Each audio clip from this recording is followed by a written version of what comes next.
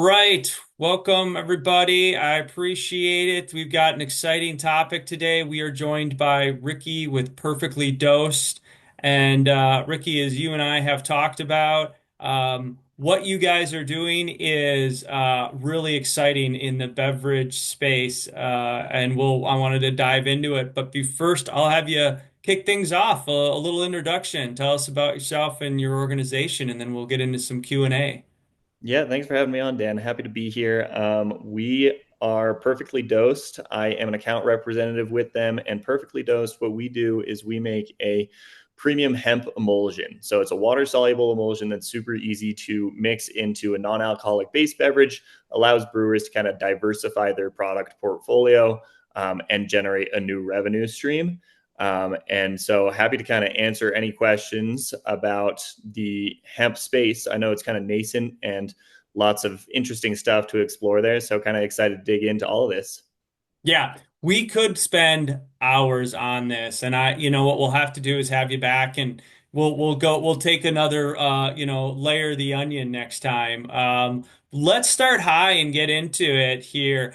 I know, I've been with you at events and things like that, and people are coming up. I'm going to start with breweries and probably go alternative, some of the different solutions and go from there. But speaking of questions, what is that number one or number two question you get when someone walks up to you at an event and they are a brewery either established or thinking of it and they start peppering you with questions? I mean, you got to be ready for, I bet I could guess what's going to come out of your mouth. What do you typically hear? Yeah, the most common one's always going to be, how is this legal? Like, what's going on here? Right. Okay. And so in a lot of states, some brewers might look down the street, see their neighbor already doing something like this, or stop into a liquor store, see these products on the shelves, but not realize that it's within their rights to do something like this as well. And so the answer to that question really is the 2018 Farm Bill removed hemp from the Controlled Substances Act, which means that at a federal level, hemp and hemp derived products are legal. And there's some nuance, some differences based on what state you're operating in and how you create those products safely. That's actually a really big part of our team, Perfectly Dosed. We have a dedicated government affairs team who works with regulators to kind of help draft regulations, making sure that not only is it safe for the consumer to enjoy these products, but also safe for the brewer to kind of dip their toe into this market, see if it's something their existing customer base is interested in, generate some new revenue while also not compromising their core business of being a brewery first. Yeah, I imagine, and I heard that, from a few when we were at our last conference guild event from it coming up, and they start with the legal, and it seems like then they start to move like, okay, now I kind of understand some of the elements of why that someone down the street is doing that.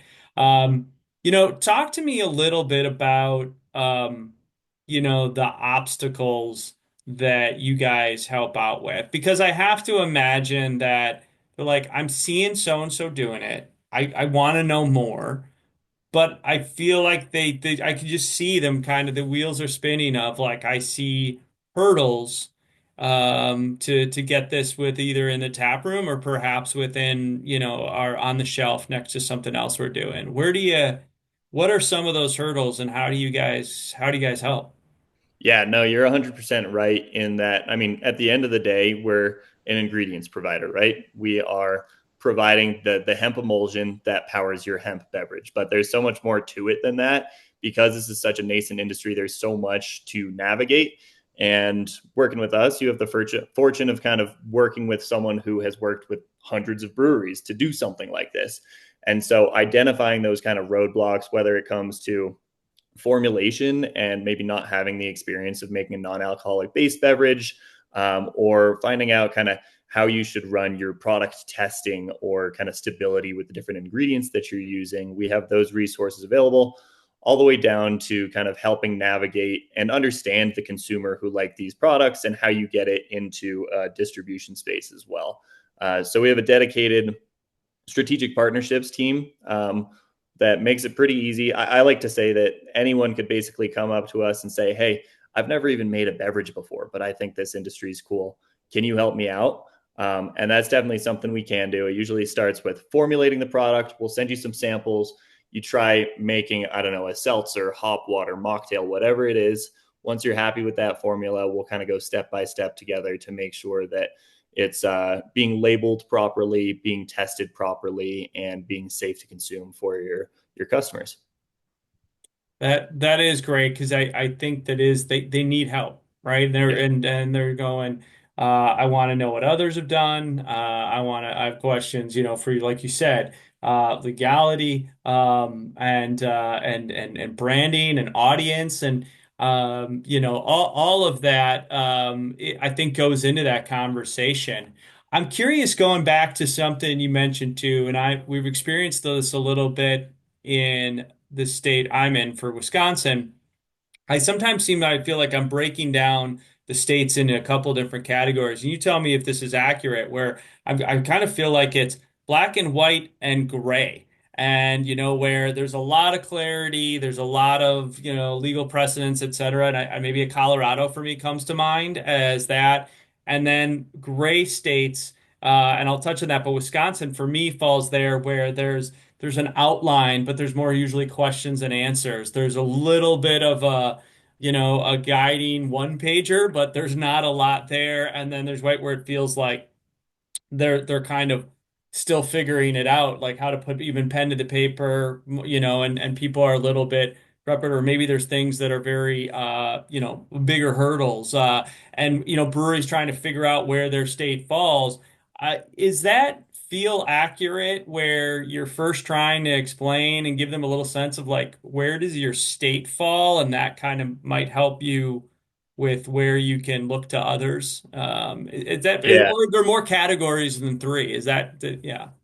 No, you're absolutely right. It is a bit of a spectrum. And that's why, I mean, education is such a big value for us, making sure everyone kind of understands how this market works and how it will continue to work in the future.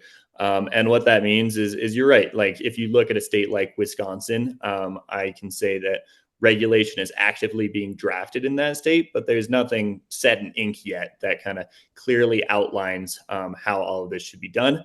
And that's where transparency and kind of working hard as the brewer and as the ingredient provider ourselves, we try to make sure that all guidelines are followed to be pre-compliant in that space, right? Making sure that any sort of labeling would meet the highest standards wherever there is regulation in other states, making sure that you are doing that testing. On the other end of that spectrum is a state like Minnesota, who's kind of the pioneer state for these sorts of beverages. And there is clear regulation there in terms of where you should get your license, how you should be doing product testing, how these products can be advertised, that sort of thing. And so our goal is to work with regulators to make sure that this industry can flourish because it's great for local brewers and it's a product that consumers really love as well, but in a way that's safe and healthy for all. And so, yeah, again, it comes down to education, talking transparently about like, hey, here are the risks involved. Here are the things that are kind of written out clearly, and what you can do to make sure you are doing your part so that the consumer is educated and kind of knows how this whole market works as well.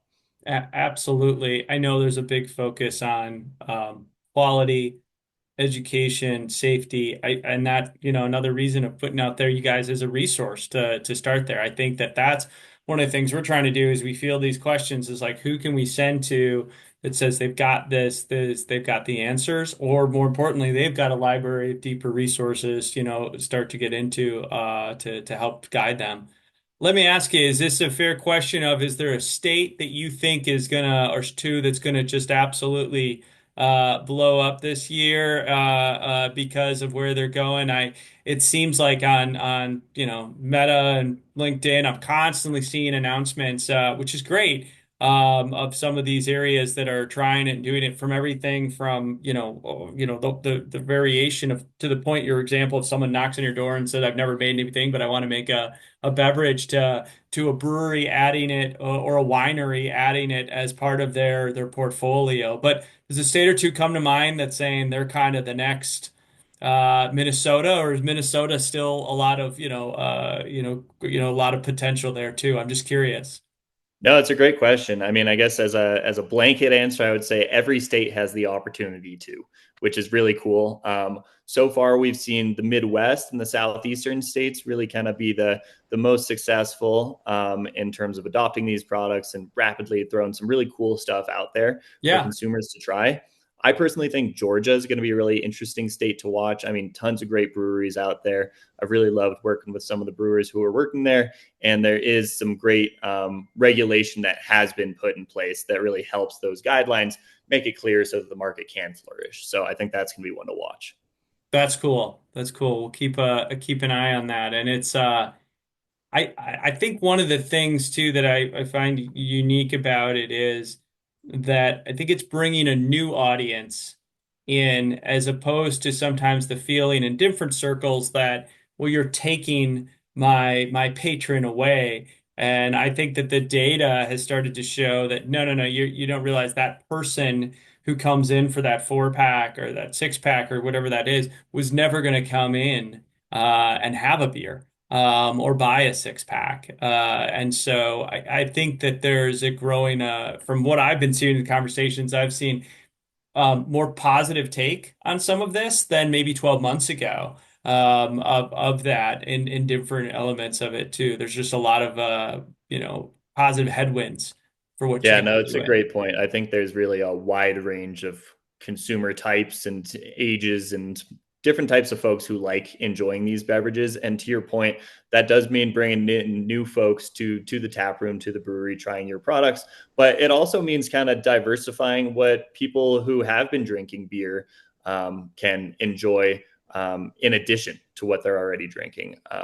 A kind of an example that I like to use is me personally. I'll have a beer on a Friday and Saturday night, but maybe on a Sunday or Thursday night, if I want a little help going to sleep, I'll have a 3 milligram beverage right before going to bed. And if that comes from the same local brewery that I love, even better.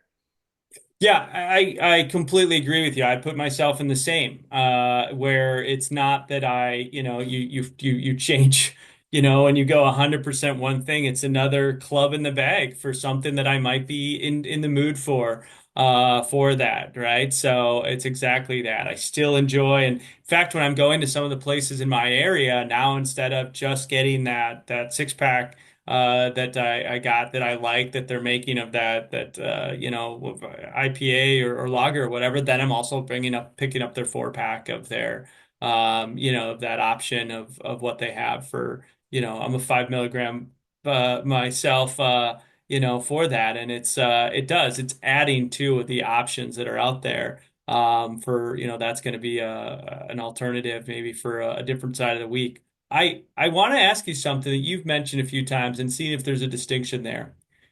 What I you mentioned, you talk about, the hemp-based alternative and the legislation that allowed for, this beverage alternative and for the ingredient that you guys are able to provide and how that fits into, and you can educate me on this, a Delta 9 option and that then becomes that THC label.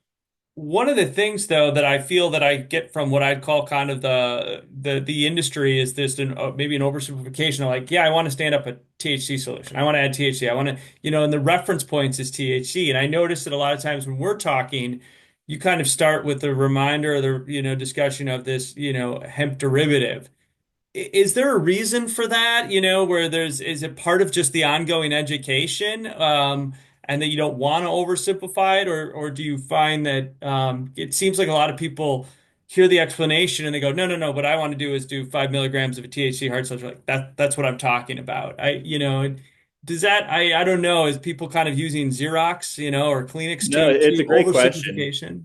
It's a great question. There are a couple of different points to it. I think the two major buckets here are the difference in regulation as well as the difference in kind of truly the product, the input that you're putting into your beverage. So when it Yep. comes to regulation, as we talked about, the difference between hemp and marijuana is that hemp has less than 0.3% THC on a dry weight basis.